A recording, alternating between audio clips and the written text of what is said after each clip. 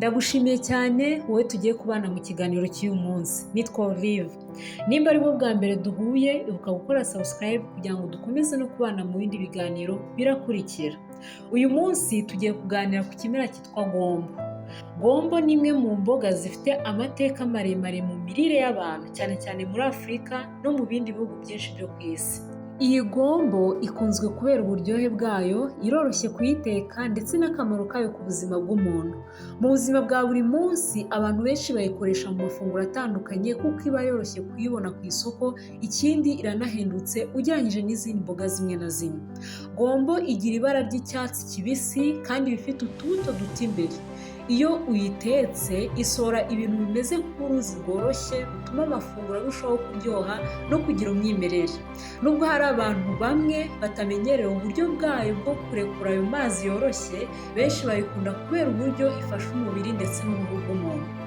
Gombo ikungahaye ku ntungamubiri nyinshi umubiri ukeneye kugira ngo ukore neza. Irimo vitamine zitandukanye nka vitamine C, vitamine K ndetse na vitamine A. Irimo kandi fibre zifasha igogorwa ry'ibiryo, magnesium, calcium ndetse na potassium zifasha amagufa, imikaya n'umutima gukora neza. Kubera izi ntungamubiri, gombo ifasha kongera ubudahangarwa bw'umubiri, kurwanya umunaniro ndetse no gufasha ingingo zitandukanye gukora neza. Ni imboga kandi igira karori nke, bigatuma iba nziza ku bantu bifuza kugabanya ibiro cyangwa se kwirinda umubyibuho ukabije. Kimwe mu bintu bituma gombo iba ingenzi ni uburyo ifasha uruhu rw'umuntu gukomeza kuba rwiza kandi rufite ubuzima bwiza. Gombo irimo vitamine C nyinshi kandi iyi vitamine ifasha umubiri gukora korajene. Izi korajene ni ingenzi cyane kuko ariyo ituma uruhu rukomera, rukoroha kandi ntirusaze vuba. Iyo umuntu afite korajene ihagije, uruhu rugaragara neza kandi rugakomeza kugira elasticity nziza. Nanone kandi gombo irimo antioxidants zirwanya utunyangingo twangiza umubiri dushobora gutera gusaza vuba ku ruhu. Ibi bituma umuntu ugira imirire irimo gombo ashobora kugira uruhu rusa neza kandi rukagira n'itoto cyane. Antioxidants zifasha kandi kugabanya ibiheri ndetse no kurinda uruhu kwangizwa n'izuba cyangwa se imyuka ihumanya. Gombo ifasha kandi gutuma uruhu rugumana amazi ahagije. Iyo uruhu rubuze amazi rushobora gukanyarara, rugacika cyangwa se rugasa nabi. Kubera fibers n'ibindi binyabutabire biri muri gombo, umubiri ugumana amazi mu buryo bwiza, bigatuma uruhu ruguma rworohereye kandi rusa neza. Hari n'abakoresha gombo mu buryo bwo kuyisiga ku ruhu nk'amavuta cyangwa se maske karemano. Iyo bayivanze neza, bavuga ko ifasha koroshya uruhu no kugabanya utubazo tumwe na tumwe tw'uruhu nk'uduheri. Nubwo ibi bikorwa cyane mu buryo bwa gakondo, kurya gombo kenshi nibyo bifasha cyane kugira uruhu rwiza kuruta ubundi buryo bwose ushobora kuyifatamo. Hari uburyo bwinshi bwo gutegura gombo bitewe n'umuco ndetse n'ibyo abantu bakunda kurya. Uburyo bwa mbere ni ugufata gombo ukayitogosa. Abantu benshi batogosa gombo bayivanze n'inyama, igitunguru, tungurusumu ndetse n'amavuta make. Ubu buryo butuma igumana uburyohe n'intungamubiri zayo. Uburyo bwa kabiri ni gombo mu isupu. Gombo ikoreshwa cyane mu gukora isupu kuko ituma iba ndende kandi ikaryoha. Hari abayivanga n'inyama cyangwa amafi kugira ngo ifunguro rirusheho kugira intungamubiri. Ubundi buryo bwa gatatu ni gombo ikaranze. Hari abakunda gukaranga gombo kugira ngo ibe crisps.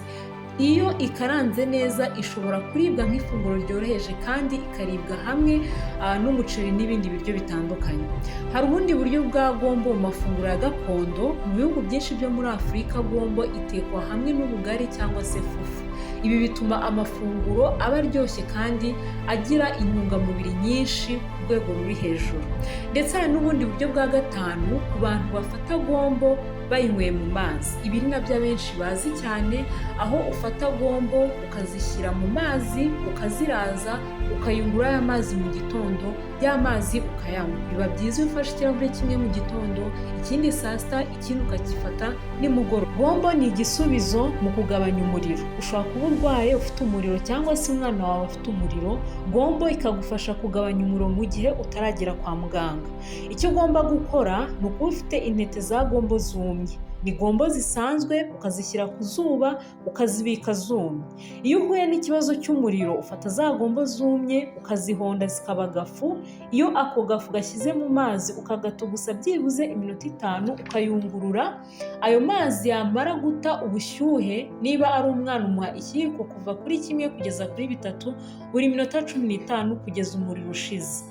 Ku bantu bakuru ufata byibuze 1/3 cya litiro buri minota 15.